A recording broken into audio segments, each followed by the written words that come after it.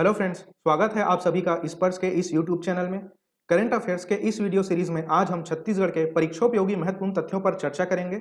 इस video series में हम वीकली और मंथली करंट अफेयर्स पर चर्चा करते हैं और प्रश्नों के माध्यम से इनकी व्याख्या भी करते हैं। तो आइए आज का वीडियो शुरू करते हैं।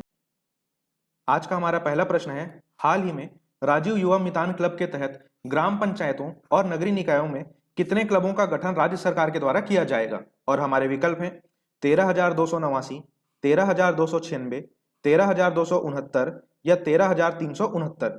इस प्रश्न का सही जवाब है दोस्तों ऑप्शन नंबर सी, 13,269। दोस्तों अब थोड़ा सा हम इस बारे में भी चर्चा करेंगे कि आखिर ये राजीव युवा मितान क्लब है क्या। तो प्रश्न में भी यह तथ्य मैंने डाला था कि राज्य के सभी ग्राम पंचायतों और नगरीय निकायों में इसका गठन किया जाएगा और इस क्लब का मकसद क्या होगा? पर्यावरण, खेल और संस्कृति को सुरक्षित करना। अब इन क्लबों में कुछ सदस्य होंगे, तो सदस्यों के लिए आयु सीमा निर्धारित की गई है कि वो सदस्य न्यूनतम 15 वर्ष की आयु का होना चाहिए और अधिकतम 40 वर्ष तक के युवा इस क्लब के सदस्य हो सकते हैं।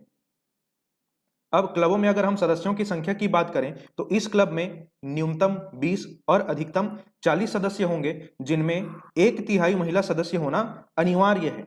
और ऐसा भी प्रावधान किया गया है कि जिन ग्राम पंचायतों और शहरी वार्डों में आबादी 2,500 से अधिक है, वहां पर एक नहीं बल्कि 2 ऐसे क्लबों का गठन किया जाएगा। तो आगामी परीक्षाओं के दृष्टिकोण से यह तथ्य बहुत ही ज्यादा महत्वपूर्ण है, इसलिए राजीव युवा मितान क्लब से संबंधित सभी तथ्यों को आप अवश्य ही ध्यान में रखेंगे। बढ़ते हैं अगले प्रश्न की ओर। हमारा दूसरा प्रश्न है, हाल ही में छत्तीसगढ़ के ऑनलाइन पेंशन मैनेजमेंट को कौन सा अवार्ड दिया गया है? और हमारे विकल्प हैं राष्ट्रीय Elets innovation award, global Elets innovation award, राष्ट्रीय ई गवर्नेंस पुरस्कार या राष्ट्रीय पेंशन अवार्ड। इस प्रश्न का सही जवाब है दोस्तों ऑप्शन नंबर ए, राष्ट्रीय एलेट्स इनोवेशन अवार्ड। दोस्तों छत्तीसगढ़ में जो भी पेंशन प्राप्त करते हैं उनके पेंशन संबंधी प्रकरणों के त्वरित निराकरण के लिए एक ऑनलाइन पेंशन मैनेजमेंट सिस्टम का सृजन किया गया है, जिसका नाम रखा गया है आभार आपकी सेवाओं का। और इसी ऑनलाइन पेंशन मैनेजमेंट के लिए छत्तीसगढ़ के ऑनलाइन पेंशन मैनेजमेंट सिस्टम को राष्ट्रीय एलेट्स इनोवेशन अवार्ड दिया गया है और छत्तीसगढ़ राज्य को यह award e governance initiatives for government service delivery की श्रेणी में दिया गया है। आज का हमारा तीसरा प्रश्न है, हाल ही में छत्तीसगढ़ उच्च न्यायालय का मुख्य न्यायाधीश किन्हें बनाया गया है? दोस्तों यह प्रश्न बहुत ही ज्यादा इंपॉर्टेंट है और आप सभी जो रोजाना अखबारों का अध्ययन करते हैं उन्हें इसका जवाब अवश्य ही पता होगा। इस प्रश्न के लिए हमारे विकल्प हैं जस्टिस अरूप कुमार गोस्वामी, जस्टिस अनूप कुमार गोस्वामी, जस्टिस अरूप कुमार गुप्ता या जस्टिस अनूप कुमार गुप्ता। दोस्तों ऐसे 4 विकल्प मैंने इसलिए बनाए हैं ताकि आप बहुत ही अच्छे तरीके से नाम को ध्यान में रख सकें, क्योंकि ऐसे क्लोज ऑप्शंस एग्जाम में खासकर पूछे जाते हैं। ठीक है, कुछ अभ्यर्थी ऐसे होते हैं जिन्हें सरनेम ध्यान होता है लेकिन नाम पूर्णतः याद नहीं होता, कुछ ऐसे होते हैं जिन्हें नाम तो ध्यान रहता है लेकिन उनके सरनेम का पता नहीं रहता। इसलिए ऐसे क्लोज ऑप्शन जो है एग्जामिनर के द्वारा तैयार किए जाते हैं। फिलहाल हम अपने प्रश्न की ओर वापस आते हैं। हमारा सवाल यह है कि छत्तीसगढ़ उच्च न्यायालय का मुख्य न्यायाधीश किन्हें बनाया गया है, और इस प्रश्न का सही जवाब होगा ऑप्शन नंबर ए, जस्टिस अरूप कुमार गोस्वामी।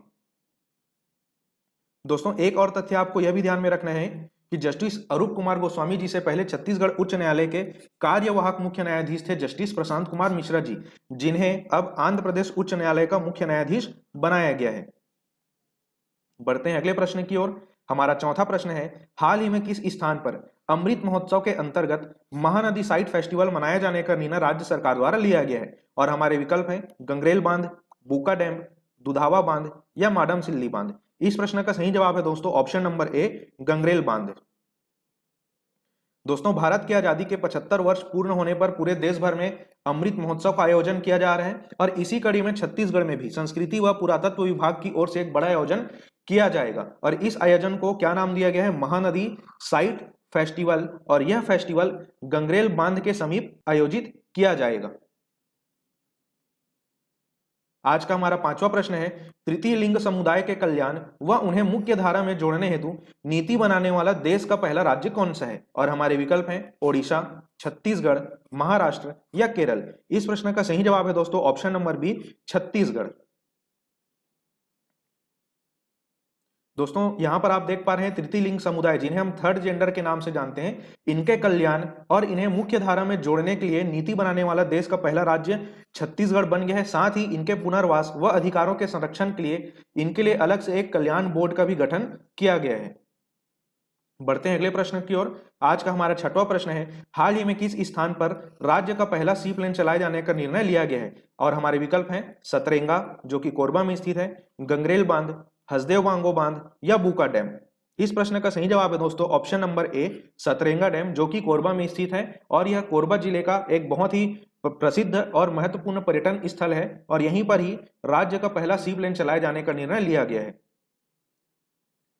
हमारा सातवां प्रश्न है, राज्य का पहला स्टील ब्रिज कहां पर बनाया गया है? और हमारे विकल्प हैं केशकाल, नंदनी, कुआंकोंडा या नारायणपुर। इस प्रश्न का सही जवाब है दोस्तों ऑप्शन नंबर सी, कुआंकोंडा। आज का हमारा आठवां प्रश्न है, निम्न में से किन्हें छत्तीसगढ़ फिल्म एसोसिएशन का अध्यक्ष बनाया गया है? और हमारे विकल्प हैं अनुज शर्मा, दुकालू राम यादव, दिलीप षडंगी या अलका चंद्राकर। इस प्रश्न का सही जवाब है दोस्तों option number C, Dilip Shadangi. तो दिलीप षडंगी जी को आप अवश्य ही जानते होंगे, छत्तीसगढ़ के बहुत ही प्रसिद्ध कलाकार हैं। इन्हें ही छत्तीसगढ़ फिल्म एसोसिएशन का अध्यक्ष बनाया गया है।